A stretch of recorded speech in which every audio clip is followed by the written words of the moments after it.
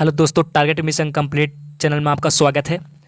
आज इस वीडियो में क्लास 12th का फिजिक्स भौतिक विज्ञान का चैप्टर 1 विद्युत क्षेत्र विद्युत आवेश का ऑब्जेक्टिव लेकर आए हैं, जो एग्जाम के दृष्टिकोण से आपका महत्वपूर्ण रहेगा। इस वीडियो का अंत तक जरूर देखिएगा एंड वीडियो पसंद होगा तो वीडियो को लाइक कीजिएगा एंड इस चैनल पर नए हैं तो चैनल को सब्सक्राइब कर लीजिएगा, ठीक है।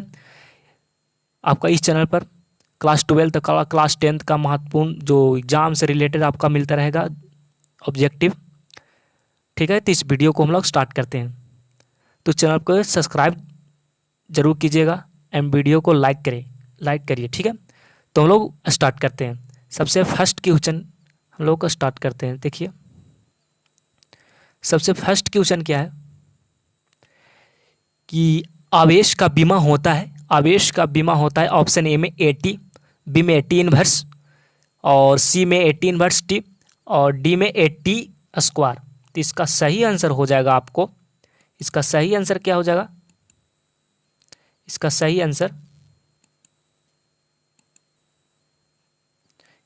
आंसर है ऑप्शन ए। क्या है सही आंसर? ऑप्शन ए आपका सही आंसर है। चलिए नेक्स्ट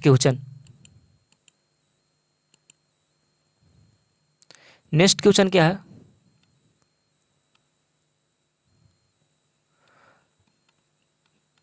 चलिए नेक्स्ट क्वेश्चन देखते हैं। नेक्स्ट क्वेश्चन यहाँ पर ध्यान से देखिएगा। नेक्स्ट क्वेश्चन क्या कहता है? नेक्स्ट क्वेश्चन मिस्टेक यहाँ पर देखिए। नेक्स्ट क्वेश्चन दूसरा नंबर देखिए कि एप्सिलॉन जीरो का मात्रक है। एप्सिलॉन जीरो का मात्रक होता है ऑप्शन ए में न्यूटन प्रति मीटर, बी में फ्राइडे प्रति मीटर और सी में कूलम प्रति वोल्ट और डी में फ्राइडे प्रति मीटर। इसका सही आंसर हो जाएगा फ्राइडे प्रति मीटर नहीं है, फ्राइडे इंटू मीटर है डी नंबर। तो इसका सही आंसर है ऑप्शन आपका बी हो जाएगा। ऑप्शन आपका बी सही आंसर है। इसका एप्सिलॉन जीरो का मात्रक होता है फ्राइडे प्रति मीटर। चलिए नेक्स्ट क्वेश्चन की ओर चलते हैं हम लोग। नेक्स्ट क्वेश्चन क्या है? चलिए नेक्स्ट क्वेश्चन देख लेते हैं। नेक्स्ट क्वेश्चन देखते हैं। नेक्स्ट क्वेश्चन क्या है? नेक्स्ट क्वेश्चन देखिए, तीसरा नंबर देखिए। आपका क्वेश्चन का तीसरा नंबर देखिए कि किसी, यहाँ पर देखिए तीसरा नंबर, कि किसी दूरी पर अवस्थित दो आवेशित कण के बीच विद्युत बल F है। यदि दूरी पर अवस्थित दो आवेशित कण के बीच विद्युत बल F है, यदि उनके बीच की दूरी अधिक कर दी जाए तो विद्युत बल का मान होगा। ऑप्शन ए में क्या है? 4F, बी में 2F, सी में 1/4 बराबर F है। यहाँ पे और से देखने वाली बात यहाँ पे होती है कि सी बराबर क्या 1/4 बराबर F है और डी बराबर 1/2F है। इसका सही आंसर हो जाएगा ऑप्शन ए आपका सही आंसर हो जाएगा। क्या होगा? ऑप्शन ए आपका सही आंसर है 4F, 4 फ्राइडे। चलिए नेक्स्ट क्वेश्चन की ओर चलते हैं। इसका सही आंसर 4 फ्राइडे हो जाएगा, ठीक है। चलिए नेक्स्ट क्वेश्चन देखते हैं हम लोग। नेक्स्ट क्वेश्चन क्या है हम लोग देख लेते हैं। इस चैनल पर नए हैं तो चैनल को सब्सक्राइब जरूर कीजिएगा। मैं आशा करता हूँ कि आप लोग सब्सक्राइब जरूर कीजिएगा क्योंकि बड़ी मेहनत से आपके लिए वीडियो लाते हैं, ठीक है। तो चलिए 4 नंबर देखिए। 4 नंबर क्या कह रहा है ना, यहाँ पे ले लेते हैं पेंसिल। 4 नंबर क्या है देखिए कि दिए गए चित्र में यदि आवेश Q पर कुल प्रभावित बल 0 है तो Q बटा Q, जो समय यहाँ पे है स्मॉल Q है, एगो बिग Q है, बड़ा का Q छोटा Q है, मान होता है। चलिए नीचे देखते हैं, ऑप्शन देखते हैं हम लोग। तो ऑप्शन देखिए, ऑप्शन क्या है कि √2, बी में 2√2, सी में 1/2√2 और डी में है 1। डी में क्या 1 है? इसका सही आंसर होगा ऑप्शन ए होगा। ऑप्शन ए आपका सही आंसर है √2। क्या हो जाएगा? ए √2 आपका ए ऑप्शन सही आंसर है। क्या है? ए आपका सही आंसर है। ए आपका सही आंसर है। चलिए नेक्स्ट क्वेश्चन की ओर चलते हैं फटाफट, टाइम वेस्ट न करते हुए। चलिए नेक्स्ट क्वेश्चन क्या है? अगला प्रश्न देखिए।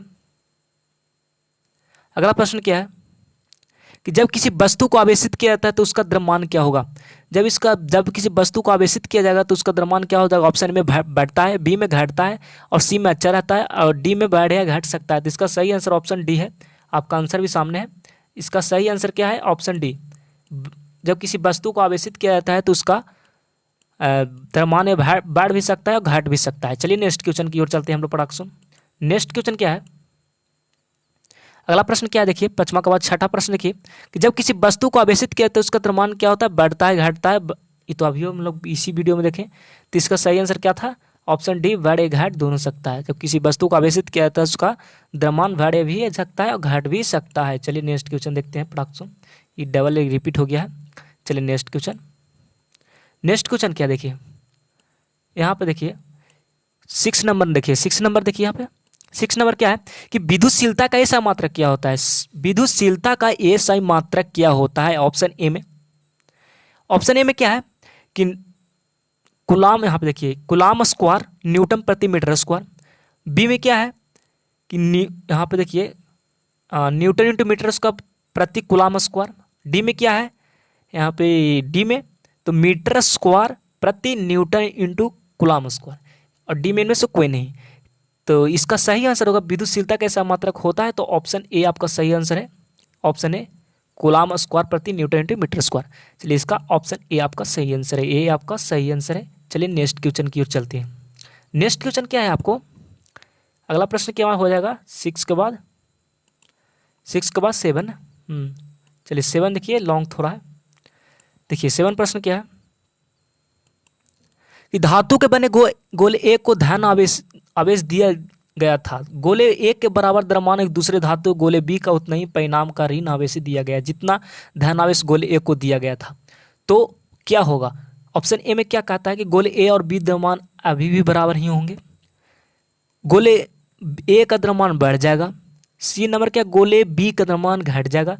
डी है गोले बी का द्रव्यमान बढ़ जाएगा। इसका सही आंसर हो जाएगा गोले बी का द्रव्यमान बढ़ जाएगा। देखिए थोड़ा सा नीचे करके देख लेते हैं, गोले बी का द्रव्यमान बढ़ जाएगा। इसका सही आंसर ही आपका ऑप्शन डी हो जाएगा। ऑप्शन डी आपका सही आंसर हो जाएगा। इसका क्या हो जाएगा, गोले बी का द्रव्यमान ही बढ़ जाएगा। चलिए नेक्स्ट क्वेश्चन की ओर चलते हैं। इसका भी एग्जाम में पूछा हुआ प्रश्न है, आपको बेस से याद कर लेनी चाहिए। चलिए नेक्स्ट क्वेश्चन क्या है, अगला प्रश्न देखिए, अगला प्रश्न नेक्स्ट प्रश्न देखिए हम लोग को, अगर 8वां प्रश्न देखिए यहाँ पे 8 प्रश्न देखिए। 8 प्रश्न क्या कहता है कि विद्युत क्षेत्र ई सदिश से लंबवत रख के विद्युत द्विध्रुव का आघूर्ण 20 सदिश है। इस स्थिति में विद्युत की स्थिति ऊर्जा शून्य मान लेने पर ई सदिश और पी सदिश के बीच के कोण थीटा स्थिति में द्विध्रुव को स्थिति ऊर्जा क्या हो जाएगा, स्थिति ऊर्जा क्या हो जाएगा, माइनस में होगा और माइनस पी सदिश होगा और इंटू ई होगा, ई सदिश होगा। इसका सही आंसर ही ये होगा। देखिए ऑप्शन में हम लोग खोजते हैं, ऑप्शन ये सब सदिश की चिन्हानी है। चलिए ऑप्शन में खोजते हैं। चलिए ऑप्शन देखते हैं हम लोग। ऑप्शन क्या है, ऑप्शन पी है, तो है लेकिन माइनस लगा हुआ है। देखिए ऑप्शन बी आपका सही आंसर हो जाएगा। क्या ऑप्शन बी आपका सही, पी सदिश इंटू ई सदिश और माइनस में भी। चलिए इसका सही आंसर आपका ऑप्शन बी आपका सही आंसर है, कोई नहीं रोक सकता है ऑप्शन बी के लिए। चलिए नेक्स्ट क्वेश्चन देखते हैं। नेक्स्ट क्वेश्चन क्या है, इस चैनल पर नए तो चैनल को सब्सक्राइब जरूर कीजिएगा एंड वीडियो पसंद होगा लाइक जरूर कीजिएगा एंड दोस्तों को भी बताएं, ठीक है। तो हम लोग आगे चलते हैं।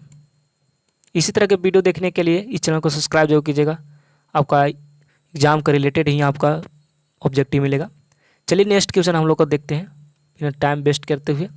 चलिए अगला प्रश्न क्या है, सबसे हौला प्रश्न आपका है। अगला प्रश्न सबसे हौला है, 12th में पढ़ते होंगे तो इतना तो भी जानते होंगे। कूलाम बल होती है, ऑप्शन ए में केंद्रीय बल विद्युत बल, ए बी दोनों, इनमें से कोई नहीं।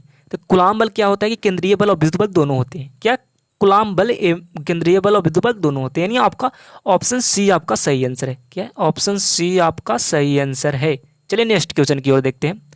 नेक्स्ट क्वेश्चन क्या है, अगला देखिए अगला प्रश्न क्या कहता है। अगला प्रश्न क्या है ना यहाँ पे कि 10वां प्रश्न देखिए कि यदि समरूप विद्युत क्षेत्र में एक अक्ष की दिशा में विद्यमान है तो समविभव होगा। ऑप्शन ए में क्या था, एक्स वाई क्या तल की दिशा में, और ऑप्शन बी क्या है, एक्स जेड की तल की दिशा में, और ऑप्शन सी क्या है, वाई जेड तल की दिशा में, और डी कभी नहीं। इसका सही आंसर हो जाएगा ऑप्शन आपका सी सही आंसर है। ऑप्शन सी वाई जेड की तल की दिशा में होती है, आपका ऑप्शन सी आपका सही आंसर है। चलिए नेक्स्ट क्वेश्चन की ओर चलते हैं हम लोग। नेक्स्ट क्वेश्चन क्या है, यहाँ पे नेक्स्ट क्वेश्चन देखते हैं। चलिए नेक्स्ट क्वेश्चन, अगला प्रश्न क्या है, देखिए ये भी महत्वपूर्ण है, एग्जाम में बहुत बार पूछा हुआ प्रश्न है। चलिए नेक्स्ट देखते हैं 11वां प्रश्न। देखिए बहुत इंपॉर्टेंट क्वेश्चन है, महत्वपूर्ण है, इसको आपको याद करनी चाहिए। ये पूछता है तो लेकिन आपको वो मतलब कि इसमें दिक्कत हो जाती है, मतलब मिस्टेक कर देता है, इसमें कन्फ्यूज आ जाता है कि इसमें से कौन होगा। तो चलिए इसका 11th का क्या, विद्युत आवेश का क्वांटम यूएसी मात्रक में होता है, विद्युत आवेश का क्वांटम यूएसी मात्रक में होता है। तो सही है इसका ऑप्शन ए में क्या कहता है 4.78 गुणा 10 के पावर -10, और बी में कहता है 1.6 गुणा 10 के पावर -19, और सी में कहता है 2.99 गुणा 10 के पावर 9, और डी में कहता है -1.6 गुणा 10 के पावर -19। इसका सही आंसर हो जाएगा ऑप्शन आपका ए सही आंसर है ये। आप लोग आशा करता हूँ कि आप लोग सही किए होंगे, आपका ऑप्शन यही है सही है, आप लोग जरूर सही किए होंगे। चलिए ऑप्शन ए आपका सही है 4.78 गुने 10 के पावर -10, इसका सही आंसर ऑप्शन ए होगा। चलिए नेक्स्ट क्वेश्चन देखते हैं आप लोग। नेक्स्ट क्वेश्चन क्या है, देखिए नेक्स्ट क्वेश्चन देखते हैं हम लोग पढ़ाक सुन। अगला प्रश्न क्या है कि सबसे हौला प्रश्न है, यदि आप, बहुत सिंपल प्रश्न है कि स्थिर विद्युत क्षेत्र होता है ऑप्शन ए में संरक्षित, और बी में संरक्षित, और सी में कहीं संरक्षित कहीं असंरक्षित, डी इनमें से कोई नहीं। तो इसका सही आंसर होगा ऑप्शन ए, स्थिर विद्युत क्षेत्र होता है संरक्षित, यानी आपका ऑप्शन ए आपका सही आंसर है, आपका ऑप्शन ए आपका सही आंसर है। चलिए नेक्स्ट क्वेश्चन।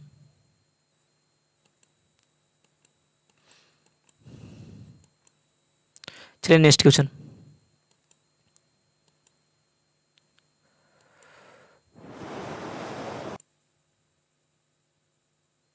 क्वेश्चन 13 क्या कहता है, देखिए क्वेश्चन 13 क्या कहता है कि एक एकांकी चालक के लिए निम्न में से कौन सा अनुपात अचर होता है। एक एकांकी चालक के लिए निम्न में से कौन सा अनुपात अचर होता है। ऑप्शन ए में क्या कहता है कुल आवेश प्रति विभव, कुल आवेश प्रति विभव। नेक्स्ट क्या है दिया गया आवेश प्रति विभवांतर, सी कुल आवेश प्रति विभवांतर, डी में से कोई नहीं। इसका सही आंसर होगा ऑप्शन ए आपका, इसका सही आंसर है ऑप्शन ए, आपका ऑप्शन ए आपका सही आंसर है, ऑप्शन ए आपका सही आंसर है। चलिए नेक्स्ट क्वेश्चन की ओर देखते हैं। नेक्स्ट क्वेश्चन क्या है, नेक्स्ट क्वेश्चन देखिए 13 का बाद देखिए 4, ये भी महत्वपूर्ण है, बहुत बार एग्जाम में पूछा हुआ प्रश्न है, बहुत बार पूछा हुआ प्रश्न है बिहार बोर्ड में। चलिए 4 नंबर देखिए, 4 नंबर थे 14 देखिए, एक कूलाम आवेश बराबर कितने ESU होता है। तो एक कूलाम आवेश बराबर कितना ESU, ऑप्शन ए में क्या कहता है 3 गुना 10 के पावर 9, बी में 9 गुना 10 के पावर 9, सी में 8.85 गुना 10 के पावर -12, और डी में से कोई नहीं। इसका सही आंसर होगा ऑप्शन ए, इसका सही आंसर ऑप्शन ए आपका सही आंसर है, ऑप्शन ए आपका सही आंसर है ए।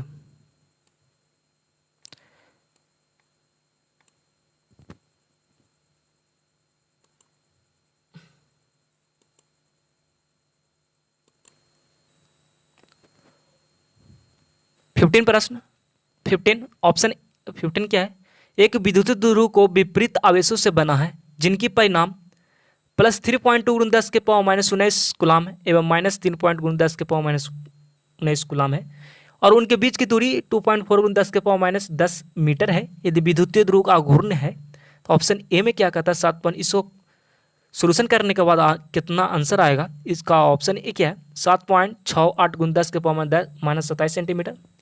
ऑप्शन बी क्या है 7.68 गुना 10 के पावर -29 सेंटीमीटर। तीसरा नंबर क्या है कि 7.86 गुना 10 के पावर -29 सेंटीमीटर, और डी है 7.86 गुना 10 के पावर -27 सेंटीमीटर। देखिए ऑप्शन बहुत कड़ा हुआ है, ऑप्शन बहुत देखिए घुमा फिरा के दिया हुआ है, इसमें कन्फ्यूज बहुत स्टूडेंट मतलब कि कन्फ्यूज हुआ देते हैं। देखिए इसका सही आंसर हो जाएगा ऑप्शन बी 7.68 10 के पावर -29 सेंटीमीटर, यानी आपका ऑप्शन बी आपका सही आंसर है। क्या ऑप्शन बी आपका सही आंसर है। चलिए नेक्स्ट क्वेश्चन, नेक्स्ट क्वेश्चन क्या है, नेक्स्ट क्वेश्चन देखिए। नेक्स्ट क्वेश्चन क्या है कि एक आवेशी चालक के सतह किसी बिंदु पर विद्युत क्षेत्र की तीव्रता होती है। एक आवेशी चालक के सतह के किसी बिंदु पर विद्युत क्षेत्र की तीव्रता होती है, बहुत बार एग्जाम में पूछा हुआ प्रश्न है। ऑप्शन ए में क्या 0 होती है, बी में सतह के लंबवत होती है और सी में सतह का स्पर्शीय होती है और डी में सतह पर 45 डिग्री पर होती है। इसका सही आंसर होगा ऑप्शन बी, अब सतह के लंबवत होती है। कैसा होती है? सतह के पर लंबवत होती है। इसका बी आंसर सही है। चलिए नेक्स्ट क्वेश्चन देखते हैं। नेक्स्ट क्वेश्चन क्या है?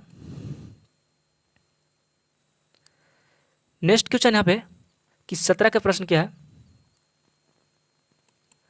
कि विद्युत क्षेत्र ई और भी के बीच संबंध होता है ऑप्शन ए में ई बराबर माइनस डी बटा डी एक्स, और बी में ई बराबर डी वी बटा डी एक्स, और सी में बी बराबर डी ई बटा डी एक्स। इसका सही आंसर हो जाएगा ऑप्शन आपका ए। इसका ऑप्शन ए आपका सही आंसर है, ई बराबर माइनस डी बटा डी एक्स। चलिए नेक्स्ट क्वेश्चन देखते हैं। हम लोग ज़्यादा टाइम ना वेस्ट करेंगे। अगला प्रश्न क्या है? यदि किसी खोखले गोले चालक के धन आवेशित किया जाए तो उनके भीतर का विभव हो जाएगा, क्या हो जाएगा? ऑप्शन ए में शून्य हो जाएगा। ये भी बहुत बार एग्जाम में पूछा हुआ प्रश्न है। यदि किसी खोखले गोले चालक के धन आवेशित किया जाए तो उनके भीतर का विभव हो जाएगा, ऑप्शन ए में शून्य होगा, बी में धनात्मक और समरूप होगा, और सी में धनात्मक और अपरूप होगा, और डी में ऋणात्मक और समरूप होगा। इसका ही सही आंसर हो जाएगा, इसका सही आंसर ऑप्शन बी आपका सही हो जाएगा, धनात्मक और समरूप होंगे। क्या होगा? धनात्मक और समरूप। आपका बी आपका सही आंसर है। चलिए नेक्स्ट क्वेश्चन की ओर चलते हैं। इसका बी आपका सही आंसर है। चलिए नेक्स्ट क्वेश्चन। नेक्स्ट क्वेश्चन क्या है?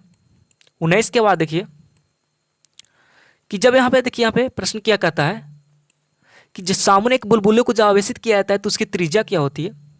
जब सामुन एक बुलबुल को जब आवेशित किया जाता है तो उसकी त्रिज्या क्या होती है? तो इसका त्रिज्या बढ़ जाती है, यानी आपका ऑप्शन है आपका सही आंसर है।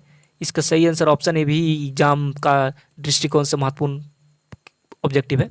ऑप्शन ए आपका सही आंसर है। चलिए नेक्स्ट क्वेश्चन की ओर देखते हैं। अगला प्रश्न क्या है?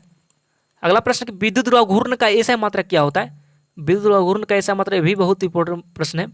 ये सब जितना भी इस वीडियो में कराएंगे सब महत्वपूर्ण रहेगा, आप जरूर बेसिस को याद कर लीजिएगा। विद्युत द्रव्यघूर्ण का ऐसा मात्रक क्या होता है? ऑप्शन ए में कूलाम गुने metre, metre coulomb, coulomb metre square, coulomb 2 गुने मीटर। इसका सही आंसर होगा ऑप्शन ए कूलाम गुने मीटर। यानी आपका विद्युत द्रव्यघूर्ण का ऐसा मात्रक होता है कूलाम गुने मीटर। यानी ऑप्शन ए आपका सही आंसर है। इसका ऑप्शन ए आपका सही आंसर है। चलिए नेक्स्ट क्वेश्चन की ओर देखते हैं।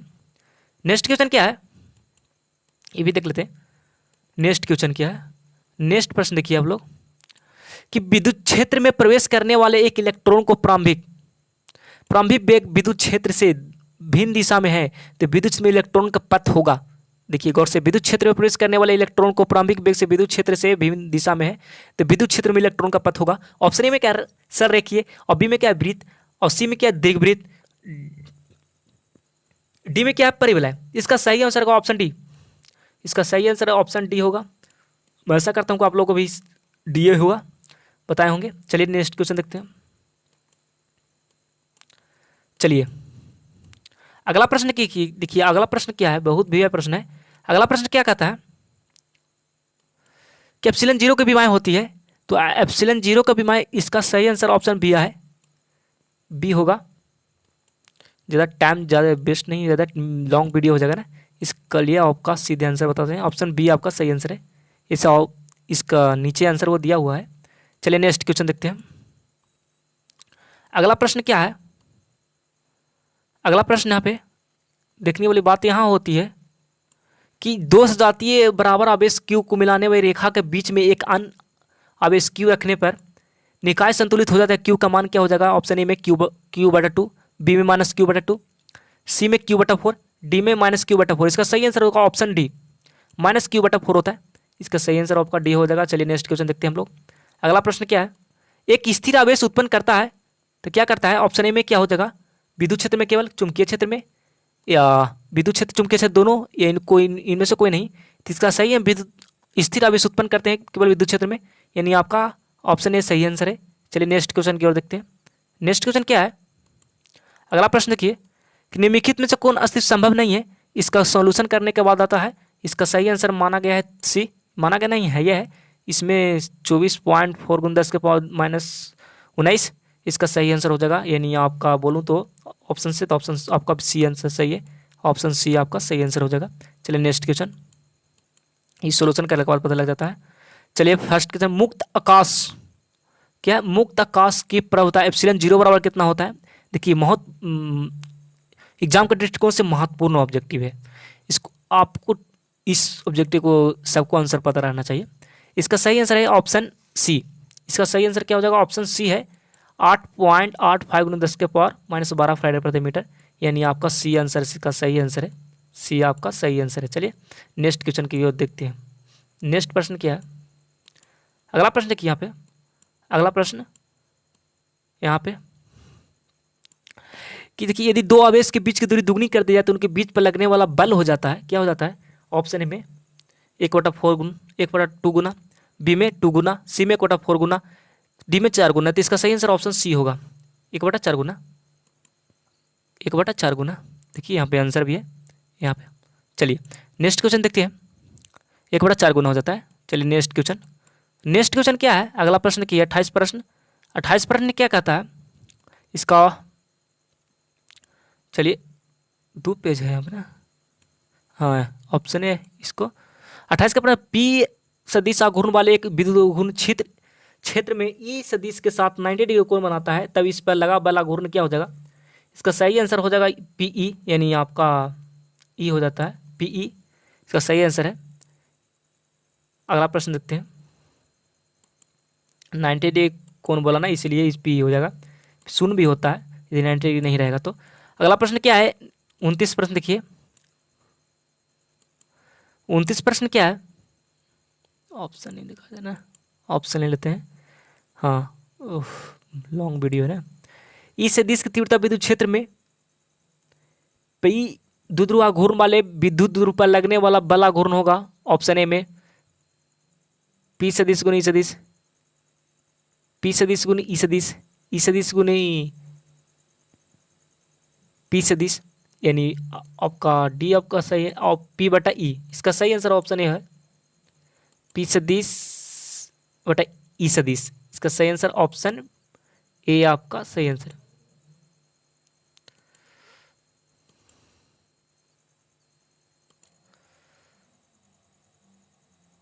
तीसरा प्रश्न क्या? किसी विद्युत ध्रुव के अक्ष से और ध्रुवीय विद्युत क्षेत्र की तीव्रता होती है। इसका सही आंसर ऑप्शन डी होगा। क्या होगा? Option D. ए नहीं डी। इसका सही आंसर क्या होगा? Option D. चलिए नेक्स्ट क्वेश्चन की ओर देखते हैं। नेक्स्ट क्वेश्चन क्या है? विद्युत तीव्रता की विमा होती है। विद्युत तीव्रता की विमा क्या होती है? ऑप्शन बी इसका सही आंसर है।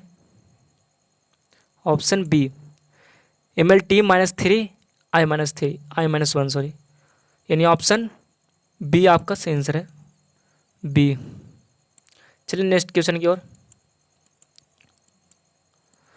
किसी आवेशी खोखले गोलाकार चालक के भीतर विद्युत तीव्रता का मान होता है। किसी आवेशित खोखले गोलाकार चालक के भीतर विद्युत तीव्रता का मान होता है 0, हमेशा 0 होता है, यानी आपका सी होगा। इसका सही आंसर सी,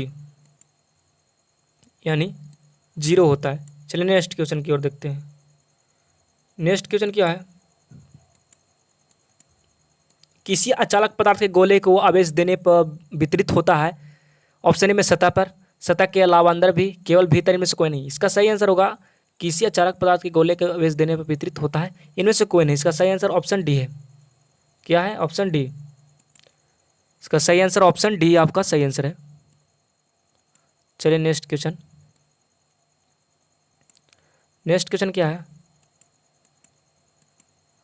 किसी परावैद्युत का परिवर्तनांक यदि ई आर हो, उनमें से दो बिंदु आवेश के बीच क्रियाशील बल एफ हो, तो परावैद्युत को हटा देने पर उन दोनों आवेशों के बीच क्रियाशील बल का मान होगा। इसका सही आंसर है ऑप्शन बी ERF, यानी आपका ऑप्शन बी आपका सही आंसर है। Next question. नेक्स्ट क्वेश्चन क्या है कि आर दूरी से अलग दो आवेशों के बीच का बल एफ लगता है। यदि आवेशों का मान दुगना कर दी जाए, उनके बीच की दूरी आधी कर दी जाए, तो उनके बीच की बल लगने वाला बल होगा क्या होगा? एफ होगा, 4F होगा, 16F होगा।